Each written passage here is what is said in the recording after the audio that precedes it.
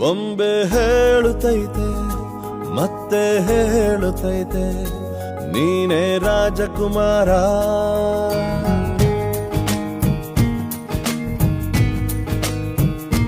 ಬೊಂಬೆ ಹೇಳುತ್ತೈತೆ ಮತ್ತೆ ಹೇಳುತ್ತೈತೆ ನೀನೇ ರಾಜಕುಮಾರ.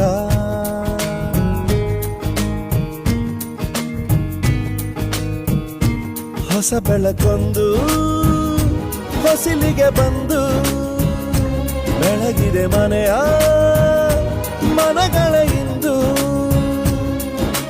ಆರಾಧಿಸೋ ರಾಜರತ್ನನ ಆಡಿಸಿಯೇ ನೋಡು ಬೀಳಿಸಿಯೇ ನೋಡು ಎಂದು ಸೋಲದು ಸೋತು